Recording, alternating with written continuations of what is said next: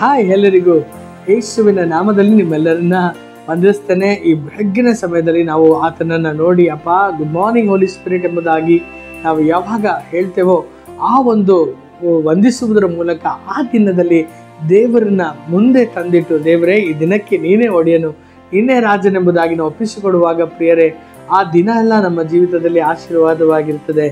ಆ ಒಂದು ನಿಟ್ಟಿನಲ್ಲಿ ನಮ್ಮೆಲ್ಲರನ್ನ ಆತ್ಮೀಕವಾಗಿ ಮುಂಜಾನೆಯಲ್ಲಿ ದೇವರನ್ನ ಹುಡುಕುವಂತೆ ಮಾಡುವುದಕ್ಕಾಗಿಯೇ ಈ ಒಂದು ಚಿಕ್ಕ ಕಾರ್ಯಕ್ರಮ ಗುಡ್ ಮಾರ್ನಿಂಗ್ ಹೋಲಿ ಸ್ಪಿರಿಟ್ ಎಂಬುದಾಗಿ ಪ್ರತಿದಿನವೂ ನಾವು ದೇವರ ವಾಕ್ಯದೊಂದಿಗೆ ನಿಮ್ಮ ಮುಂದೆ ಬರ್ತಿದ್ದೇವೆ. ಕರ್ತನ ಆತ್ಮನು ಪ್ರತಿದಿನವೂ ನಮ್ಮೊಂದಿಗೆ ಮಾತನಾಡ್ತಾನೆ. ಪ್ರಿಯರೇ, ದೇವರ ವಾಕ್ಯದಲ್ಲಿ ನಾವು ನೋಡುವಾಗ ಪ್ರತಿಯೊಂದು ಸಮಯದಲ್ಲಿಯೂ ಕೂಡ ಆ ಫಿಲಿಸ್ಟಿಯರು ಆ ಒಂದು ಸಿಂಸೋನನನ್ನು ಯಾವ ರೀತಿಯಲ್ಲಾದರೂ ಕೊಲ್ಲಬೇಕು, ಯಾವ ರೀತಿಯಲ್ಲಾದರೂ ವಶಪಡಿಸಿಕೊಳ್ಬೇಕು, ಯಾವ ರೀತಿಯಲ್ಲಾದರೂ ಅವನ ಜೀವಿತವನ್ನ ಅಂತ್ಯ ಕಾಣಿಸ್ಬೇಕೆಂಬುದಾಗಿ ನ್ಯಾಯಸ್ಥಾಪಕರ ಪುಸ್ತಕದಲ್ಲಿ 1-2 ಜಾಗದಲ್ಲಿ ಎಲ್ಲ ನಾವು ನೋಡುವಂಥದ್ದು. ಆದರೆ ದೇವರ ವಾಕ್ಯದಲ್ಲಿ ಬರೆಯಲ್ಪಟ್ಟಿದೆ, ಎಲ್ಲ ಸಮಯದಲ್ಲಿಯೂ ಕೂಡ ಅವರು ವಿಫಲವಾದರು. ಯಾಕಂದರೆ ದೇವರ ಆತ್ಮನು ಆತ್ಮನ ಇಳಿದು ಬಂದಾಗಲೆಲ್ಲ ಎಲ್ಲ ವೈರಿಗಳು, ಎಲ್ಲ ರೀತಿಯಾದಂಥ ಶತ್ರುಗಳು ಅವರು ನಿರ್ನಾಮವಾಗುವಂತಹಷ್ಟು ದೇವರ ಶಕ್ತಿಯು ಆತನ ಮೇಲೆ ಇಳಿದು ಬರ್ತಾ ಇತ್ತು ಪ್ರಿಯರೇ. ಆದರೆ ಯಾವಾಗ ಅವರು ಈ ಒಂದು ಸಿಂಸೋನನ ವಿರುದ್ಧವಾಗಿ ಹೋರಾಡಿ ಬೇಸತ್ತು ಹೋದ್ರೋ ಆವಾಗ ಅವರು ಒಂದು ಉಪಾಯವನ್ನು ಹುಡುಕ್ತಾರೆ. ಅದೇ ನಾವು 15ನೇ ಅಧ್ಯಾಯದಲ್ಲಿ ನಾವು ನೋಡ್ತೇವೆ. ಅದೇನೆಂದರೆ, ಅವರು ಆ ಒಂದು ಇಸ್ರೇಲ್ ಜನರನ್ನೇ ಅವರು ಬೆದರಿಸಿ ನಿಮ್ಮೆಲ್ಲರನ್ನ ನಾವು ಕೊಲ್ಲಬಾರ್ದು ಎನ್ನುವಂತಹ ಒಂದು ಆ ಕಾರ್ಯ ಉಂಟಾಗಬೇಕಂದ್ರೆ ನೀವು ಆ ಒಂದು ಸಿಂಸೋನನನ್ನ ನೀವು ನಮ್ಮ ಕೈಯಲ್ಲಿ ಒಪ್ಪಿಸಿಕೊಡ್ಬೇಕೆಂಬುದಾಗಿ ಅವರು ಹೇಳುವಂಥ ಸಮಯದಲ್ಲಿ ಆ ಊರ ಜನರೆಲ್ಲ ಸೇರಿ ಬಂದು ಬೇಡ್ಕೋತಾರೆ. ನಾವೆಲ್ಲ ಬದುಕೋದಿಕ್ಕೆ ನಿನಗೆ ಆಸೆ ಇಲ್ವಾ? ನಾವೆಲ್ಲ ಸಾಯ್ಬೇಕಾ? ನಾವು ಬದುಕಬೇಕಂದ್ರೆ ನೀನು ಅವರ ಕೈಯಲ್ಲಿ ನಾವು ಒಪ್ಪಿಸಿಕೊಡೋದಕ್ಕೆ ನೀ ಸಹಕರಿಸಬೇಕು ಎಂಬುದಾಗಿ ಹೇಳಿ ಅವರು ಆ ಹಗ್ಗವನ್ನು ಕಟ್ಟಿ ಅವನ್ನ ಹೇಳ್ಕೊಂಡೋಗಿ ವೈರಿಗೆ ಒಪ್ಪಿಸುವಂಥದ್ದನ್ನು ನಾವು ನೋಡ್ತೇವೆ. ಪ್ರೀತಿಯ ದೇವಜನರೇ, ಎಷ್ಟೋ ಸಮಯದಲ್ಲಿ ಸೈತಾನನು ಅನೇಕ ಹೋರಾಟಗಳನ್ನು, ಅನೇಕ ಸಮಸ್ಯೆಗಳನ್ನು ತರಬೇಕಾದ್ರೆ ಪ್ರಿಯರೇ, ನಿಮ್ಮನ್ನು ಮುಟ್ಟೋದಕ್ಕೆ ಸಾಧ್ಯ ಇಲ್ಲ, ಅವನಿಂದ ಏನು ಮಾಡೋದಕ್ಕೆ ಸಾಧ್ಯ ಇಲ್ಲ. ಆದರೆ ಕೆಲವೊಂದು ಸಮಯದಲ್ಲಿ ದುಃಖಕರವಾದಂಥ ಕಾರ್ಯ ಏನಂದರೆ, ನಮ್ಮದೇ ಆದಂಥ ಜನ, ನಾವು ನಂಬಿರುವಂಥ ಜನ, ಯಾರಿಗೋಸ್ಕರ ನೀವು ಹೋರಾಡ್ತಿರ್ತೀರೋ, ಯಾರಿಗೋಸ್ಕರ ನೀವು ಕಷ್ಟಪಡ್ತಾ ಇರ್ತೀರೋ, ಯಾರಿಗೋಸ್ಕರ ನೀವು ಹಗಲಿರುಳು ನಿಮ್ಮ ಜೀವನವನ್ನೇ ಮುಡಿಪಾಗಿಟ್ಟು ನೀವು ಅವರಿಗಾಗಿ ನೀವು ಹೋರಾಡ್ತಿರೋ, ಅವರೇ ನಿಮ್ಮ ಕೈಗಳನ್ನು ಕಟ್ಟಿ ವೈರಿಗಳಿಗೆ ಒಪ್ಪಿಸಿಕೊಡುವಂಥ ಒಂದು ಕಾರ್ಯ, ಅವರೇ ನಿಮ್ಮನ್ನು ನಿಂದಿಸುವಂಥದ್ದು, ಅವರೇ ನಿಮ್ಮನ್ನು ಅವಮಾನಪಡಿಸುವಂಥದ್ದು, ಅವರೇ ನಿಮ್ಮನ್ನು ಕೀಳಾಗಿ ನೋಡುವಾಗ ಹೃದಯ ಮುರಿದು ಹೋಗ್ತದೆ ಅಲ್ವೇ? ಸಿಂಸೋನನು ಕೂಡ ಅದೇ ರೀತಿಯಲ್ಲಿ ನೊಂದು ಅವನ ಕೈ ಚಾಚಿ ನಿಂತ.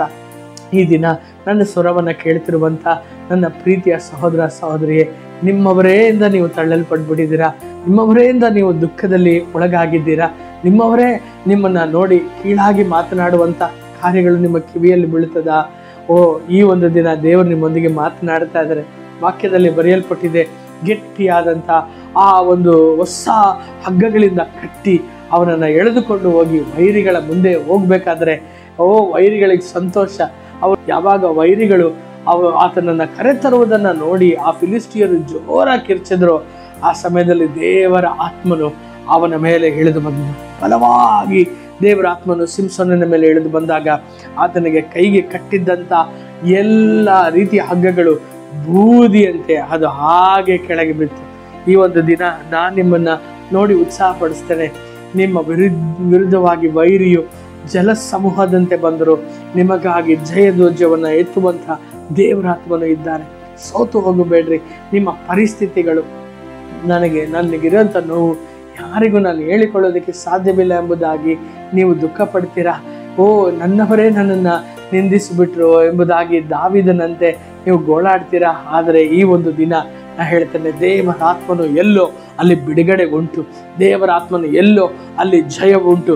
ನಿಮ್ಮನ್ನು ದೇವರು ವೈರಿಗಳ ಮುಂದೆಯೇ ಔತಣವನ್ನು ಸಿದ್ಧಪಡಿಸಿ ನಿಮ್ಮ ತಲೆಯಲ್ಲಿ ಎಣ್ಣೆಯನ್ನು ಹಚ್ಚುವಂಥ ದೇವರು, ನಿಮ್ಮ ಅವಮಾನಕ್ಕೆ ಬದಲಾಗಿ 2ರಷ್ಟು ಮಾನವನ್ನು ಕೊಡುವಂಥ ದೇವರು, ನಿಮ್ಮನ್ನು ಬಾಲವನ್ನಾಗಿ ಅಲ್ಲ ತಲೆಯಾಗಿ ಮಾಡುವಂಥ ದೇವರು. ದೇವರ ವಾಕ್ಯದಲ್ಲಿ ಬರೆಯಲ್ಪಟ್ಟಿದೆ, ಅವರೆಲ್ಲರೂ ಬಂದದ್ದು ಆ ಒಂದು ಸಿಂಸೋನನ್ನು ಕೊಲ್ಲಬೇಕೆಂಬುದಾಗಿ. ಆದರೆ ಆ ಸ್ಥಳದಲ್ಲಿ ದೇವರ ಆತ್ಮನು ಇಳಿದು ಬಂದಿದ್ದ ಕೂಡಲೇ ಈ ಒಂದೇ ಒಂದು ಕತ್ತೆಯ ಅಲ್ಲಿನ ದವಡೆಯನ್ನು ತೆಗೆದುಕೊಂಡು 1000 ಜನರನ್ನ ಸಾಯಿಸಿದ.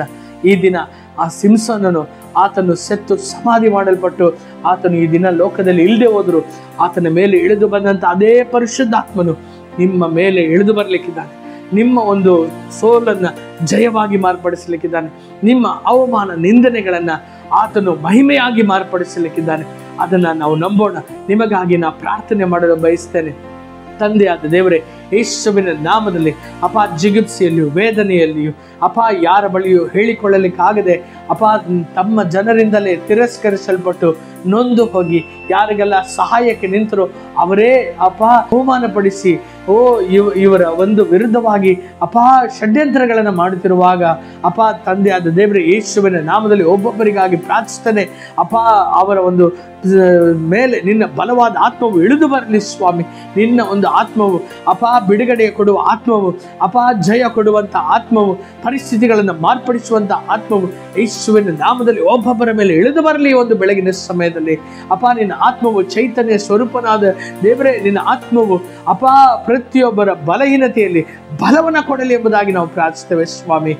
ಅಪ್ಪ, ಸಿಂಸೋನನ ಹಾಗೆ ವೈರಿಗಳನ್ನು ಚದುರಿಸಿ ಬಿಡುವಂಥ, ವೈರಿಗಳನ್ನು ಅಪ್ಪ ಈ ಮುಖಗಳನ್ನು ಅವಮಾನಪಡಿಸುವಂಥ ಆ ಪರಲೋಕದ ಅಭಿಷೇಕವು ಒಬ್ಬೊಬ್ಬರ ಮೇಲೆ ಇಳಿದು ಬರಲಿ. ಈ ಒಂದು ದಿನ ಅಪ್ಪ, ಇವರ ಎಲ್ಲ ಅವಮಾನಗಳು, ನಿಂದೆಗಳು ಅಪ್ಪ ಮಹಿಮೆಯಾಗಿ ಘನವಾಗಿ ಮಾರ್ಪಡಲಿ. ಎಲ್ಲವನ್ನ ನಿನ್ನ ಕರೆಗಳಲ್ಲಿ ತಗ್ಗಿಸಿ ಅರ್ಪಿಸ್ತೇವೆ ಯೇಸುವಿನ ನಾಮದಲ್ಲಿ ತಂದೆಯೇ, ಆಮೇನ್, ಆಮೇನ್.